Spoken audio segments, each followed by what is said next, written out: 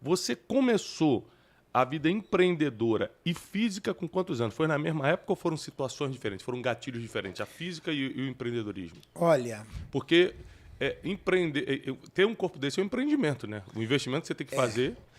mas... Você vê, o Wesley já desistiu da vida. Ele tá com esse corpo mesmo. Tô tentando. Conta comigo. Não, vai mudar esse jogo. Não, isso é que é o problema. No final você vai avaliar o meu físico. Vamos dar uma olhada. Não, escuta, gente, o Wesley chega atrasado quase todo dia. E aí eu pergunto pra ele, chegou atrasado de novo? Ele falou que eu tava na academia. Mas já são 4 anos, 5 anos com essa desculpa e não tem resultado nenhum. Ou ele tá mentindo pra mim, bote aqui no comentário. Você acha que o Wesley tá mentindo pra mim? Ou ele tá indo pra academia, mas... Quanto tempo você treina, mais? Nem sei. Quando tá gravando, ele não gosta de dar números, porque a gente usa contra ele. O pessoal começa a avaliar, não, tá treinando errado. Diga, amigo, quantos anos você tem na academia, que eu direi quanto tempo você se dedica a ela, né? Bom, mas respondendo a sua pergunta, o meu físico é reflexo... gatilho. Não, mas na verdade é o seguinte, o meu físico é reflexo da minha personalidade, Thiago. Eu sempre fui uma pessoa de alta performance. Entendi. Sempre. E quem me ensinou isso foi o esporte. Com 12 anos de idade, eu era uma criança obesa. Com 16 anos de idade, eu resolvi mudar esse padrão de obesidade e comecei a fazer uma dieta muito restrita. Essa dieta restrita me levou a um quadro de perda de massa muscular, perda de gordura, também fiquei muito magro. Eu entrei na academia para realizar uma recomposição corporal. Eu queria fugir da obesidade, mas eu também queria ter um físico mais sadio. Então você tinha um mínimo de educação, seus pais te davam algum suporte, porque uma criança com 16 anos tomar uma decisão dessa, entrar na academia, tem que ter um mínimo de suporte. Você não era ninguém que estava largado na rua, por exemplo, é isso que eu quero dizer. Não, eu tive uma educação muito boa. Meus pais eram muito simples, muito humildes, mas eles eram presentes. Meu pai nunca foi o pai de brincar comigo. Né? É uma geração que o pai era o provedor. Meu pai era um homem muito bom, muito honesto, uma das pessoas mais honestas que eu conheci na minha vida. E que trabalhava de segunda a segunda, ele tinha um final de semana por mês de folga. Trabalhou 38 anos na mesma empresa. Dava bom dia durante a sua vida inteira para o mesmo porteiro, porque o porteiro trabalhou 42. O meu pai se aposentou na mesma empresa porque a empresa retornou para o exterior, aposentou ele com 56 anos de idade. Meu pai, com 56 anos de idade, se aposentando, já não servia mais para o mercado de trabalho. Nós estamos falando década de 80, final da década de 80.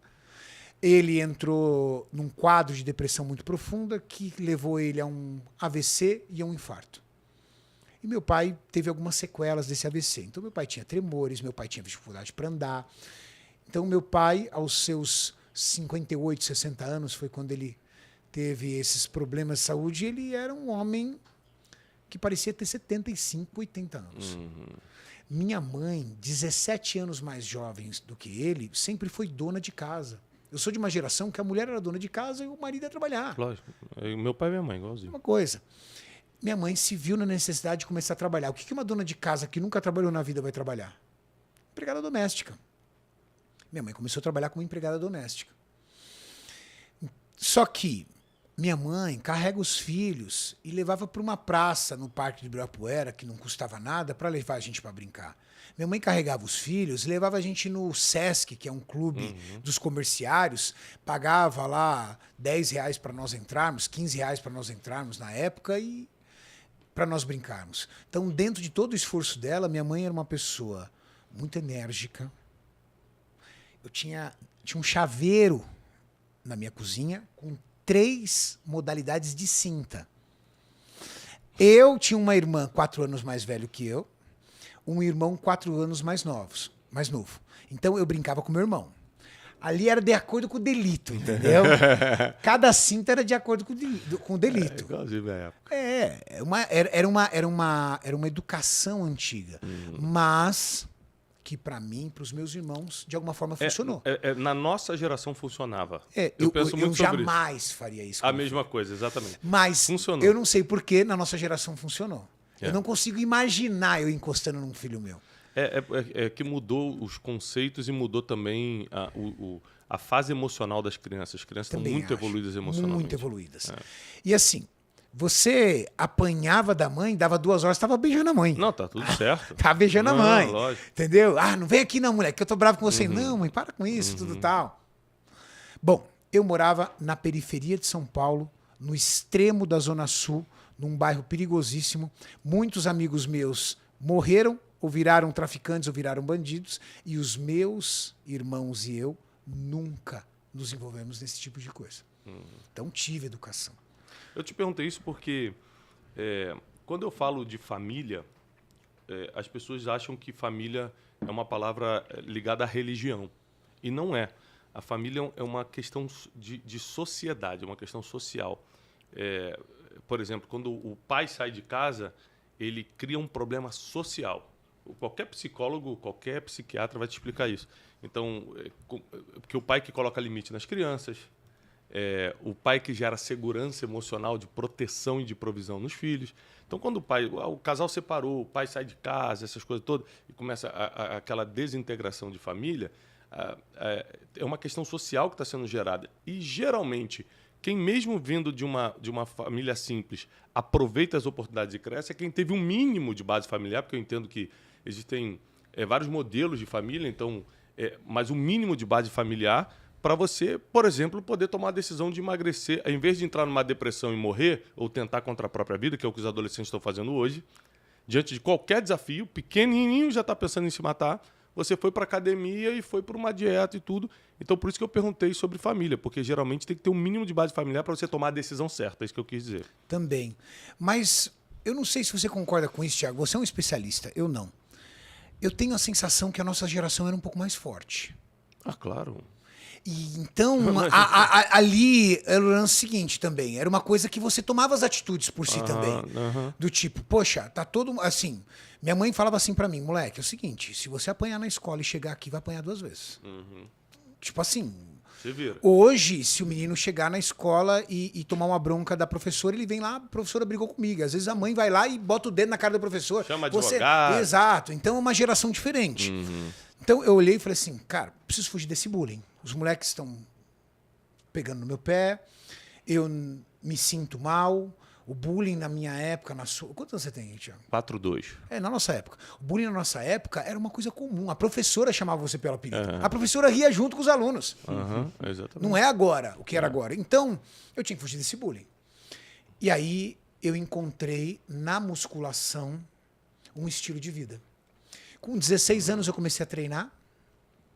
Com 18 anos, eu já tinha um físico bem transformado. Com 20 anos de idade, eu fiz a minha primeira competição no fisiculturismo. Só que, de quando eu comecei a fazer dieta aos 14 anos, 14 para 15 anos, que eu fiquei excessivamente magro, ao ponto que eu entrei na academia aos 16, dali eu construí uma coisa dentro de mim que vai comigo até hoje, que se chama disciplina. Tudo que eu pego para fazer, Thiago, eu construo uma estratégia, eu repito atos diários, eu não construo nada com ansiedade e eu vou esperando o ponto certo para dia após dia eu ir alcançando. Mas isso é desde que eu era adolescente. Por exemplo, quando eu queria quando eu queria sair dessa situação dos meus pais recebendo cesta básica, aquela dificuldade, eu falei, cara, o que eu tenho? Aí começou a rodar na escola curso técnico. Tem curso técnico. Eu falei, cara, tá aqui minha salvação. Porque eu estava em escola pública. Se eu sair daqui do primeiro grau e eu entrar num colégio técnico, cara, eu já entro com uma profissão. E aí eu não preciso mais ficar entregando panfleto, porque eu entregava panfleto com 12 anos. Aí eu comecei a estudar. O que eu fiz? Passei num dos colégios mais disputados de São Paulo para a área técnica. E entrei como técnico em Química. Quando eu entrei como técnico em Química, eu consegui. Aí eu fui para a rua, fui para o centro de São Paulo e consegui uma vaga de auxiliar de laboratório, que é quem lava vidraria em laboratório. Quando eu entrei como auxiliar de laboratório, eu já encostei no analista, que sempre assiste meus podcasts, que até hoje eu continuo agradecendo. Pedrinho, você foi uma das pessoas mais importantes da minha vida. Falo isso porque ele e o pai e o filho dele sempre assistem. O Pedrinho analista químico, falou assim, vem cá, garoto, vou te ensinar. Percebo que você é um menino bom. E ele começou a me ensinar. E dali, com 15 anos de idade, eu fui chamado para uma multinacional. Essa multinacional eu trabalhei até os 19, fui para uma outra multinacional. Dessa multinacional, eu fui para uma outra multinacional. Essa terceira, só assim, saía daqui, pedia demissão para ir para essa, só pulando. Entrei na empresa que hoje eu tenho 50% dos ativos dela, que é uma indústria farmacêutica. Mas sempre no mesmo padrão de comportamento.